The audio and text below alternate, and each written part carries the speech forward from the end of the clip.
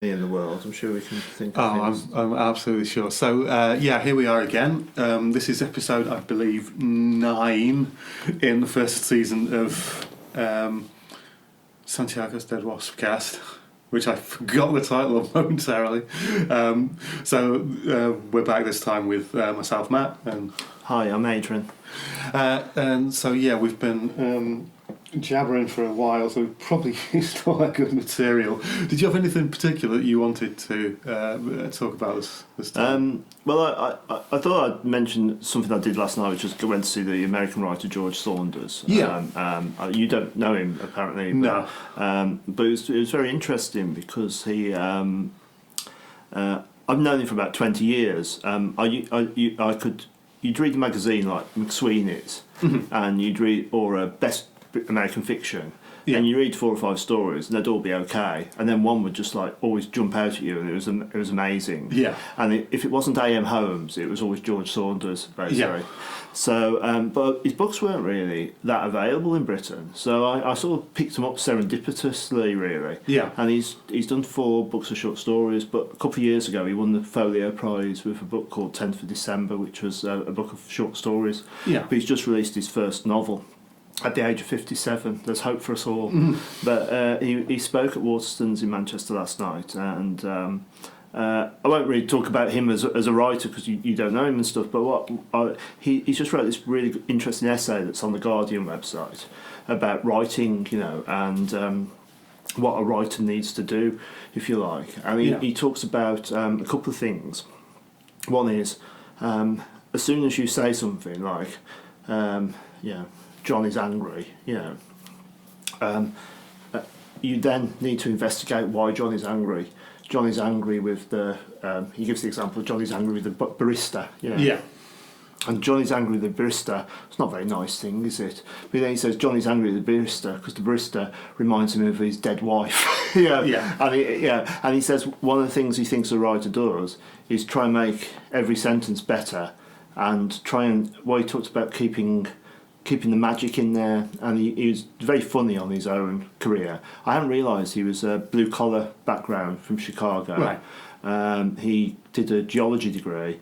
I didn't know any writers, so very similar to myself. I worked in a different field for 10 years writing away, and then he did a master's in creative writing, and he did his at Syracuse under Tobias Wolff. Yeah. And this was quite surprising if you know his work, because he started off by being Carver-esque, because this was mid-80s, dirty realism and stuff like that. And he says he wrote a terrible novel and terrible stories, and actually he says what he did was he kind of lost the magic of what he was writing. And for him, the magic is when you mix the comedy with because he's quite a funny satirical writer. Yeah. But with the seriousness, and he also talks about the example there of the barista is about a writer and empathy, so it was just quite interesting. He says the job of a writer is always, if you've got like a dial that you're trying to make go in the good column rather than the bad column. Yeah. and you're constantly trying with every word, every phrase, every book or every story.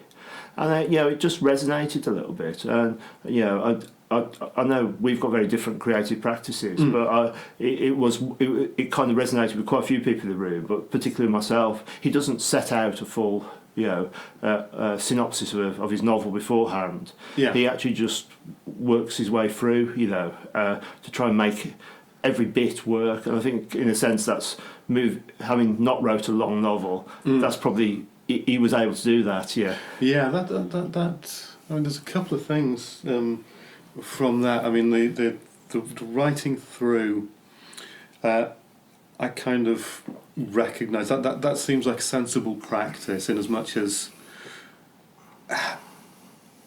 I think you can get overly fixated on micro edits, on particular sentences, on particular orders of words, and on minutiae, and not make any progress. And it's better to sort of write a good chunk and then perhaps go back and look at it and see where things can be moved around or dropped. Well, I think his process was a bit half and half on that. I think he doesn't plan like to the end, but he will get to a certain point and he will at some point, he's now written a novel.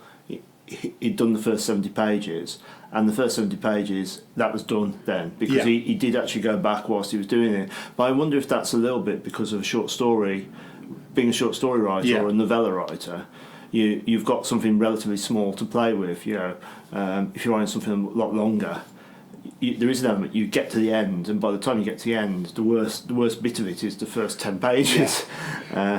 There's the other thing I was thinking is I'd been reading an article in the Guardian this morning that was talking. It was talking mainly about poetry and started about talking about the process of creating an anthology, and it managed to hit this cliche toward the end that always makes my balls shrivel up every time I read it, which was, poetry is about truth, and people sort of often say about writing, I think particularly about poetry, but about fiction in general. That's one of the cliches. It's about trying to get to the truth of things. The other, obviously, with prose fiction is it's all about the story. But truth's very interesting though in that sense, isn't it? I've got a sort of gay woman friend who, first time she told me she was gay, I didn't know because I worked with her really, and she said, "Oh, I really like the X-Men movies." And I was a bit surprised because she's quite arty and stuff. And she says, no, because it was the only depiction of people who were different on screen. Yeah. And in my life I was different. And I was like, oh, right, okay. So something like that can be analogous with the truth in a way that, even though it's totally made up and fantastical. Yeah, and what I find... I mean, the sort of connection here was that the sort of focus seemed to be much more on talking about kind of the process and the actual, rather than kind of broader, airy conceptual drivel like the truth. But certainly when I was studying for both my BA, BA in particular, I mean, it may not be the fashion anymore, but you were always made aware, and I was always aware anyway, that the idea of truth is a very, very slippery concept, and it's not something you want to treat. You want to treat lightly, and I mean, especially in this case where the author of the piece is a white author. I don't know what's in the anthology that he's talking about, but if you're then, if you're a white male and you're straying into contested areas like representation of minority groups, or into areas that generated their own particular literature like decolonisation, these sort of things, then you really need to be aware that truth might be different from your truth, and you need to be kind of a bit aware that the truth isn't a single simple thing, and that it can change over time as well. There was a phase a few years ago where there seemed to be all the novels that were like Booker Prize winners, like Anne Enright's The Gathering and Atonement by Ian McEwan, and Sense of an Ending by Julian Barnes. All three won the Booker. They were all dependent upon a sleight of hand, basically, a misunderstanding or a lie or a truth that was misunderstood. Yeah. And later in the book, that's when it became. And the other one was Alan Hollingsworth's, not the one who won the Booker, but the one afterwards. Trying to remember what it's called now. But yeah, so there was these 4 or 5 big books all at the same time, and really, the whole novel's plot depended upon this sometimes hiding in plain sight, or this misunderstanding of something, throughout a whole life. And I think, talking about the appropriation thing, do you remember the Mike Leigh film Secrets and Lies? It's a long time. Yeah, a long time ago, and it was basically when I think one of the characters, it's about ethnicity, isn't it? This kind of Timothy Spall character suddenly finds his daughter is a coloured girl. I can't quite remember the plot, or she finds him. That's it. I think she's been it's really straight. It's really, and at the time, I think it probably seemed really hackneyed now. At the time, I felt there was a real gap because she was like a professional career woman, but she had no life, really. It was almost like she was just waiting for this, white saviour. Timothy Spall as well. It's more subtle than that, obviously. I think it's quite difficult when you start talking. You can talk about the personal, but I don't think you can talk about historical. And I think it's when the historical fact changes, and it does, as they always say, the winners write the story. That idea of what memory is, or collective memory. They were talking in the Guardian as well about the preparations for when the Queen dies.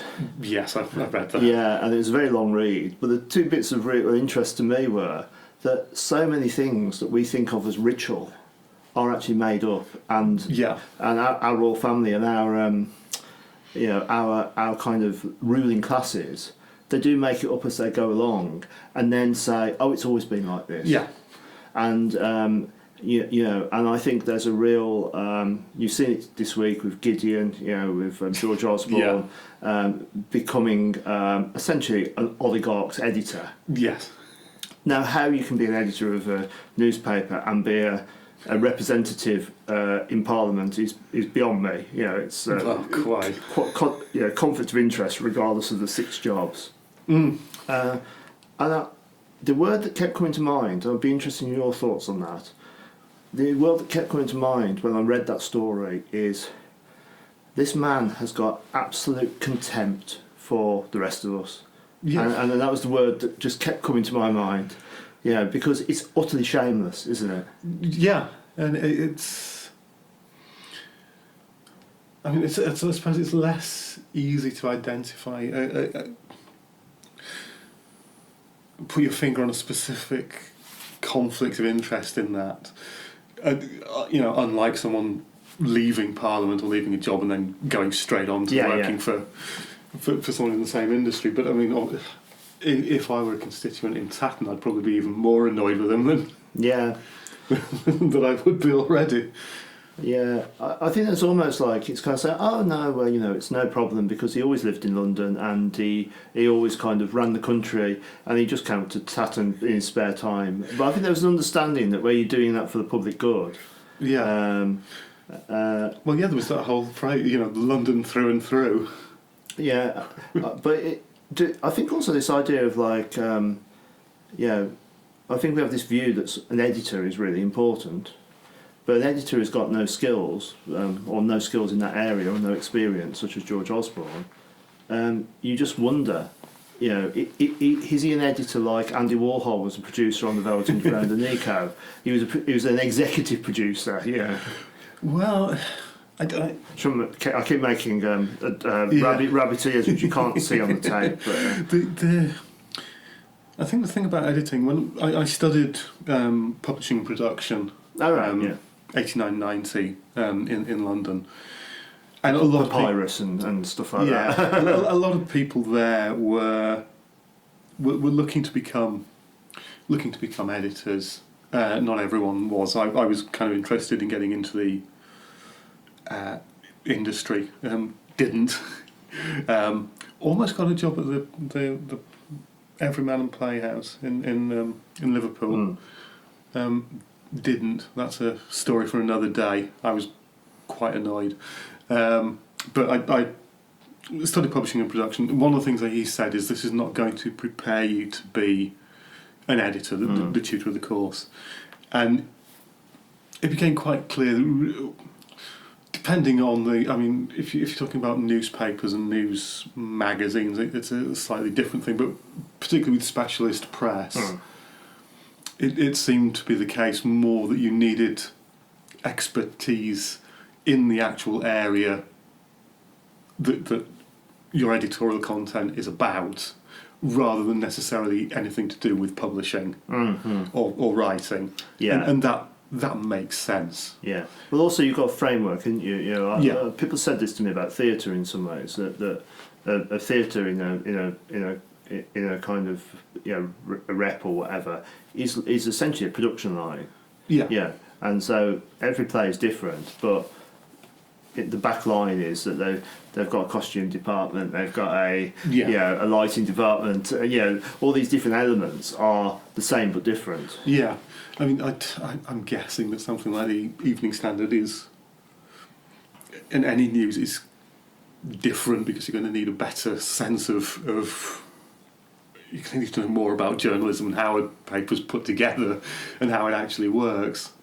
Well, I also wonder as well, you know, it's like there was this plethora of sections in newspapers a few years ago. I think it's stopped a little bit now, hasn't it? But where you could read a newspaper for weeks and not actually read any news, because you bought it for either the sport or the leisure section or the cookery pages, or and it was almost like an understanding that in 24-hour news terms, a newspaper couldn't compete with the latest.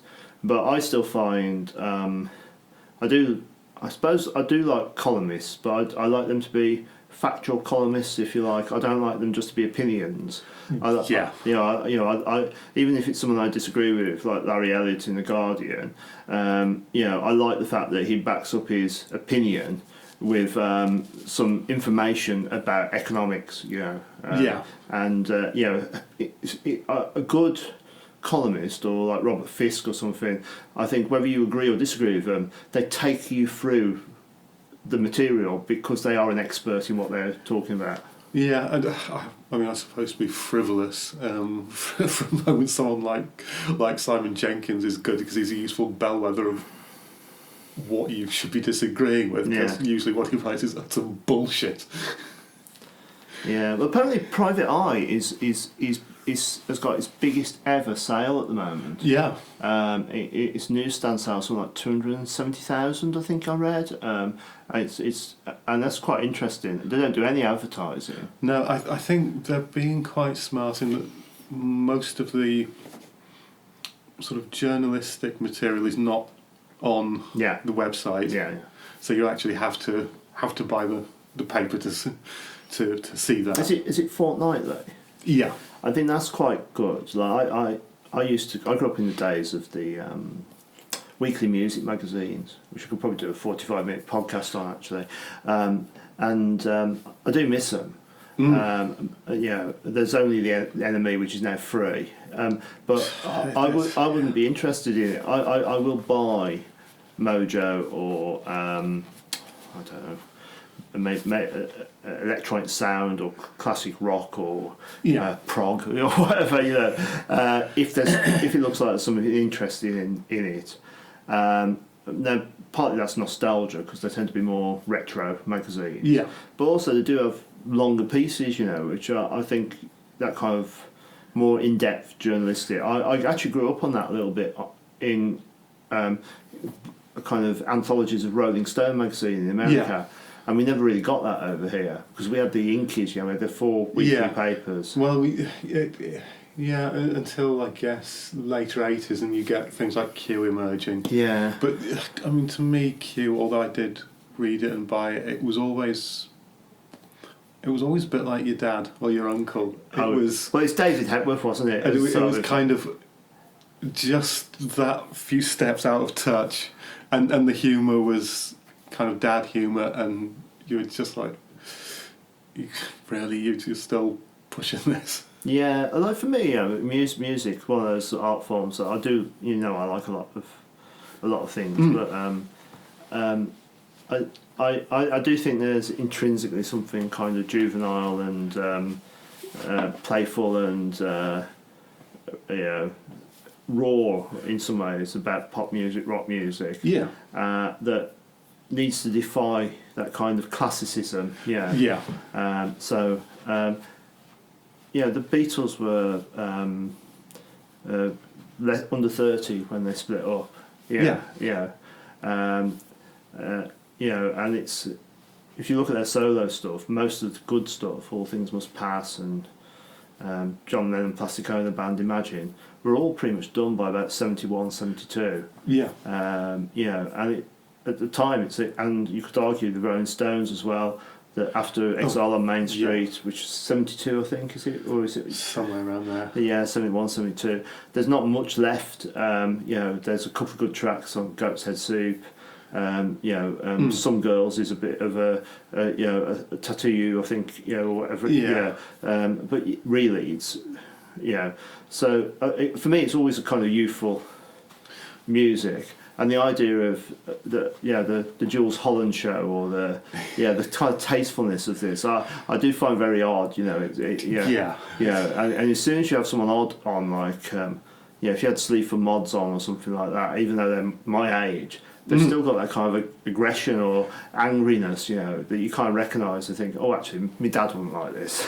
Yeah, although they've done a collaboration with Prodigy. Oh, right. Which is a bit... It's one of those collaborations that sounds exactly like you think it would. Yeah, I can imagine, yeah. Which is not quite as exciting as I would have hoped for, but then I'm not a big Prodigy fan, honestly. Yeah. The other collaboration that sounded exactly like you would think it would was between Sun, the drone band, and Scott Walker. Oh yes, I've got that album. Yeah. Which, it sounded like Sun and Scott Walker.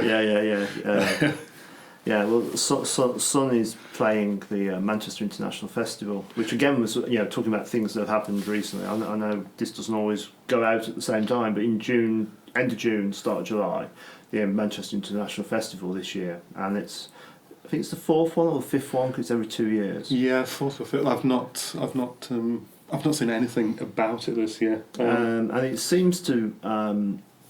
From a first look, it looks to have a kind of seriousness about it that I quite like, really. Yeah. There's a John Adams opera, which is just playing for 3 nights, for instance. Okay. And there's a few of the theatre pieces seem quite politicised or multimedia in some ways.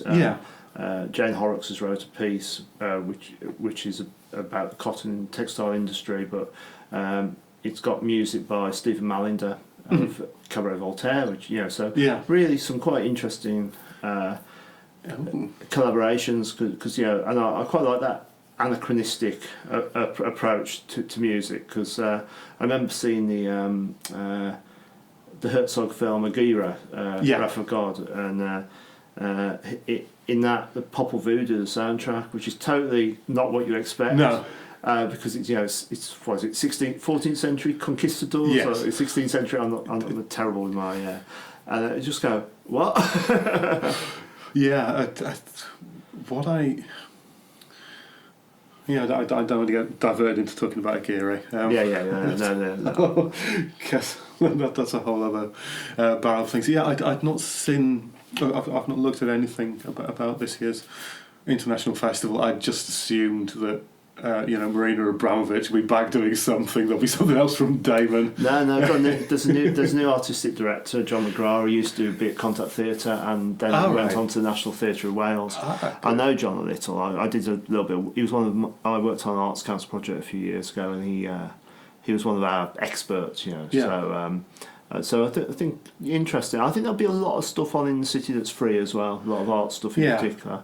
And it does create a bit of a buzz, I think things like the Late Show come from Manchester, the lovies, as you like. Well, it's kind of a good time to have it, because obviously with BBC down at Media City, they're quite happy to interview people from Salford and Manchester and get people in locally if they can. I think that was very noticeable, actually. I think before we came on air, we were talking a little bit about how we truth and how you can have like a very biased view of truth because you only see things in a certain way. Yeah. And it was very obvious when the BBC moves up to Salford that for the first time you had northern accents on the breakfast show. Yeah. And you realised they weren't necessarily always having the most appropriate person on, they were having the most available person. Yeah. And I know a few people at Manchester Metropolitan University who've been on BBC Breakfast as the expert, Yeah. whereas they wouldn't have been anywhere near it, No. before it moved up there. And I thought that was it's quite telling, really. Yes, it's certainly it kind of opened up that whole awareness of a sort of.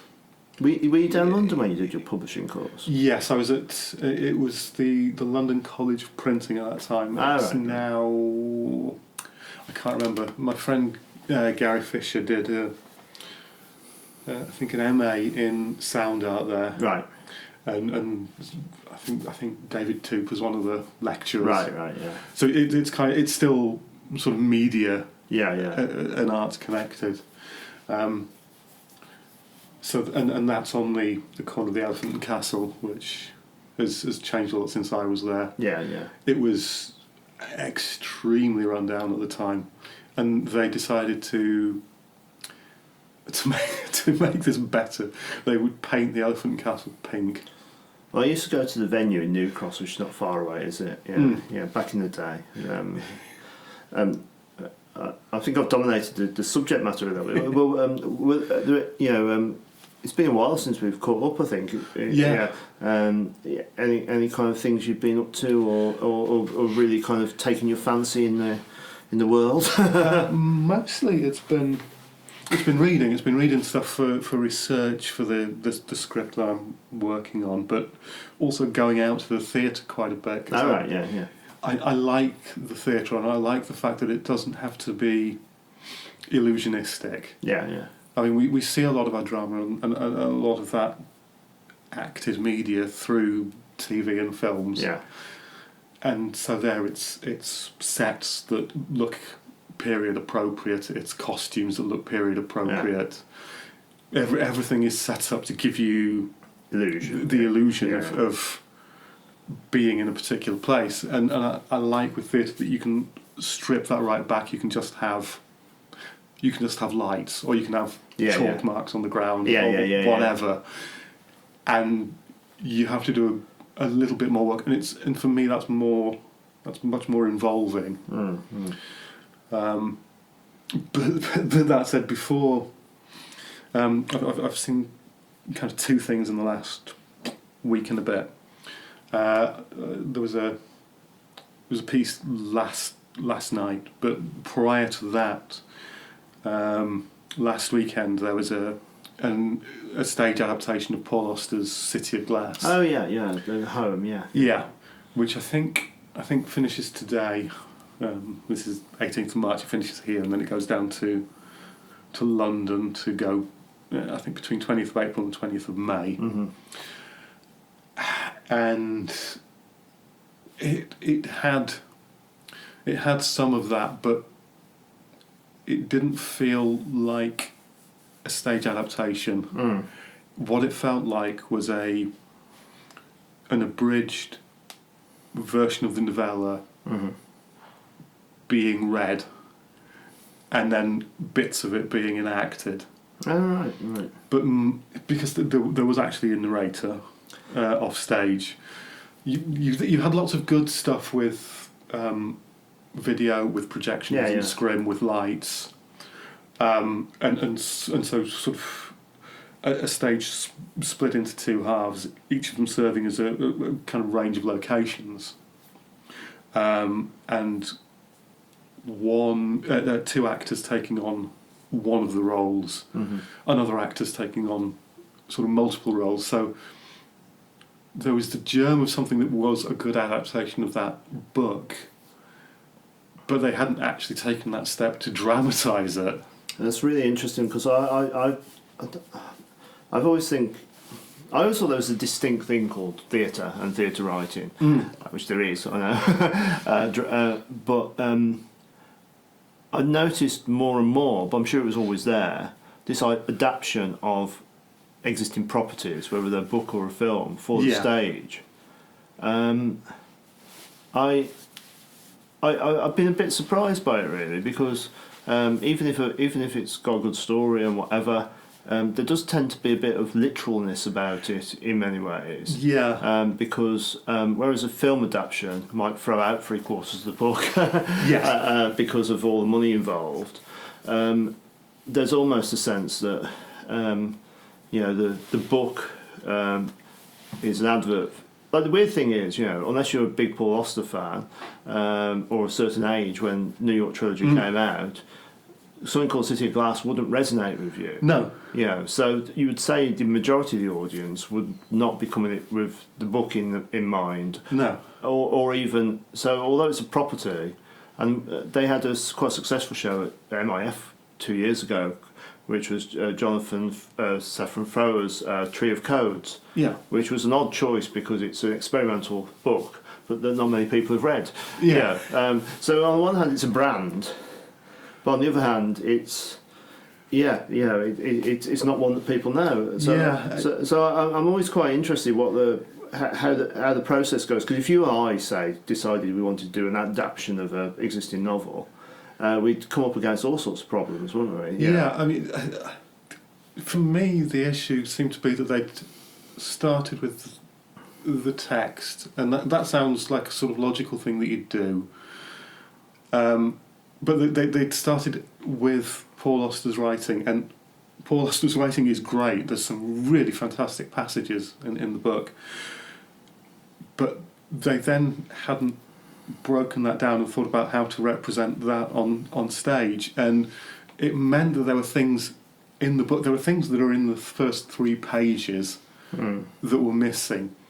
So there's the sense that your central character, Daniel Quinn, is already walking about New York City. He walks a lot, even before the story starts. That's one of the first things you know about him.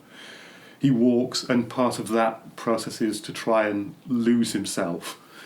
And those things become relevant and important later on in the story. And you didn't have that sense of this story being peripatetic and taking place moving between locations. Right, yeah. That's a lot of it is Daniel Quinn following the older Stillman. He's asked by Stillman's son to protect him, and it's a shaggy dog story, really, isn't it? The novel, and and I was a bit surprised because it's a long time since I read it, but I seem to remember it's a book that a lot of it is kind of, is it real or is it not? Well, absolutely. I mean, it and it owes a lot to kind of noir, doesn't it? Anyhow. Yes, I mean that was one of the things I was going to say. One of the other things that's very important is that it draws very much from noir and from Pulp Fiction. That's how it starts. The first sentence, which, to be fair to them, they did put in, but it also talks specifically about various it talks about Robinson Crusoe, and it talks about Don Quixote even more. And the Paul Auster character in the book talks about his theory, which is not meant to be taken seriously as a theory, about how Don Quixote came to be written. And there's this whole idea of who is authoring the book, and it is very playful, and that wasn't quite there. And I think what you're probably trying to say there is, can a very literary novel translate to stage, really? In some ways. I think it could, but you would need to unpick it. You'd need to unpick it. You'd need to start with those points and think, how are we going to show this? And that's why I think having 2 actors playing Daniel Quinn, and one of them also playing the Paul Auster character and then playing some other incidental roles, that was a good idea. Mm-hmm. So was having people who play the other characters double up as doing other roles. And I thought that could have been pushed further. That was a good kind of starting point. Yeah. But it didn't. Yeah, for me, it didn't quite get there. So it was one of the. You've seen a few plays this year, but that's quite high production values, isn't it? At home, big budget and etc. And I guess there's a very thriving grassroots or fringe theatre scene in Manchester now, which is I don't go to much of it. I've been to one or two things. Yeah, me either. Certainly not enough. Which is.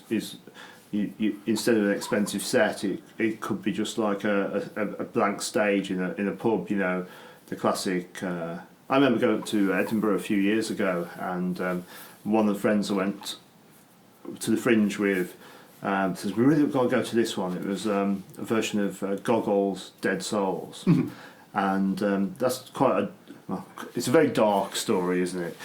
So at the start of it, and it's literally empty stage with like a chair, really, and that's it. And the first 20 minutes was possibly the most awful thing I've ever seen.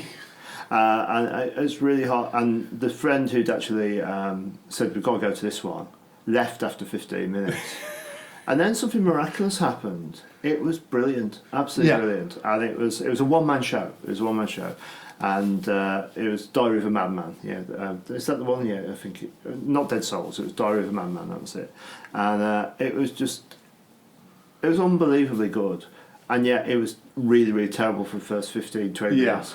Which I've been to New Order concerts like that, but it's kind of unusual, and I do think there is something about stage, isn't there? That you have to be in the right mood, but there is a tension between the audience and the because the other thing I went to recently, which I didn't mention, was went up to Hull for the first time. Capital of culture, and lovely town. I do like seaside towns or port towns, and went to the COUM Transmissions exhibition, which was COUM was. Obviously, before Throbbing Gristle and Psychic TV, it was Genesis Peorage's. Were they originally from that They're area? actually from Hull. Well, they were based in Hull. They lived there from about 1970 onwards, and I think they appropriated a lot, really. I think Genesis Peorage was very clever on this. It's of historical interest. I don't think it's of interest in itself. It's interest because of what they became in the second, third and fourth acts of his life, really. But it was fascinating because they're like a British Fluxus, really. And the idea that there was a British Fluxus, and at that period, is astonishing, really. But I think it was coming out of the late 60s. The kind of counterculture, hippie, it was about sex and drugs, as less about rock and roll in their case, but it was fascinating that you've got this kind of micro scene in an out of the way place like Hull, and then of course there was a cause celeb that I think in 1977 they performed at the ICA this show called Prostitution, and sex on stage and all sorts. And Cozy Fantuti has just done an autobiography, and it talks about the bit that was serialised in the paper was saying how after she split with Genesis, how abusive he was, which was quite right. So there's lots of, but they've worked together off and on as. They were lovers for a while, but they worked together off and on for a period of close on 50 years, and I wouldn't quite say it's the counterculture coming into the gallery, although it is in the gallery, because the things that those artists do now, with electronic music or in Genesis, is transformation, is physical bodily transformation, is body morphing, if you like. Are are kind of ongoing projects. You know, they're not. These are, you know, the past. They're not. Even though they look back in some ways, they don't really. It was good. I was thinking, well, this is why we have these biennials or capitals culture, because there'd be no reason to have that retrospective show unless this had happened, really. Yeah, it's that might be a worthwhile excuse to get up to Hull, actually. Well, I think the COUM show's only on for a very short time, may have even finished now, but there's lots on during the year. Yeah, well, I mean, I'm quite interested in Hull. I know that at different times in their history, the Waterstones had connections there, and there's a BBC, I think, play for today called Land of Green Ginger that they crop up in. Oh, right. That's also set in Hull. Yeah. And that's kind of on the fault lines of sort of the gender wars. Essentially, this is a young woman coming back from wherever, I think possibly London. So this is early 70s. It may even be about 1970. It's after the Waterstones had split and then they'd got back together again. And at that point, as the fourth member, they'd shed their cousin, for whatever reason, presumably he was doing something else, and they'd temporarily taken on someone called Norman Vicker. I may well have got his name wrong. But he didn't last long because then Martin Carthy came in. Right. For their 70s incarnation. But the sort of play itself is about this sort of young professional woman in a world that's still misogynist, coming back home to this city that's kind of extricating itself from its sort of fishing and industrial era past, and facing an uncertain and impoverished future. Because I think where it is on the east of the country, similar with Norwich, you know, it has its own identity, whereas other places become subsumed, if you like. Yeah. And someone was telling me that because there's always been a fast train from London to Hull, there's been quite a London to Hull connection, whereas it's actually going cross country. You know, when you stop at some of the I think it's Brough, I think you stop at. I'm not sure you can say it like that. It really is one horse stations on the way over there. You know, but yeah, no, I think it's quite interesting because I think the last City of Culture was in Derry. You know, so it seems to be smaller towns really are really benefiting from it. And the other reason we were over was there's a composer called Basil Kirchin. I'm not sure if you've come across him in your sound work. Basil Kirchin was a kind of soundtrack writer. He kind of did music for a lot of library music in the late 60s and 70s.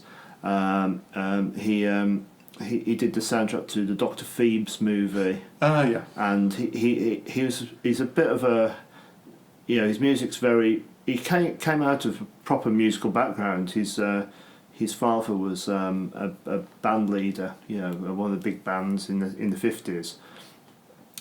But yeah, he had a couple of albums released in early 1970s. And they sold like 0 copies, so they're really, really collectible now. But they're like nothing on earth, apparently. You know, they're like very experimental, but it's really hard to explain what they are. You know, it's you know, he's kind of like one of those kind of eccentric musical visionaries. You know. Yeah, there's almost certainly been a primer on him in The Wire in that case. Yeah, well, exactly. But the interesting thing is that he was kind of rediscovered as is the one by Johnny Trunk and Trunk Records, who started reissuing his work. And then he passed away a few years after that. But Johnny Trunk says there's going to be like over the next 5 years there's going to be a regular release schedule of this kind of. But apparently Basil was from Hull and lived in Hull and did most of his work there. So it was quite an interesting weekend that these various mavericks who are forgotten, you know. I think in a place like Manchester, you know, there's always been mavericks around, but they, there's always kind of big names as well, aren't there? Yeah. Yeah. So in some ways the Mavericks get forgotten in a different way. Yeah. Because take that or Oasis or the Stone Roses, take all take all the air. Yeah, I mean, the fact that I think we should probably wind up there. I was going to launch into some pointless cul-de-sac about something or other. Yeah, we're reaching about 45 minutes, so we could go on a lot longer. But I think that's it for this episode. So. Okay, it's nice to have those conversations. Really, I'd probably sum that one up as being. A kind of what's happening culturally at the moment, if you like. I think that's just about right. Although it's going to be weeks out of date by the time people get to hear this. But that's the nature of modern media. All right, see you. Bye.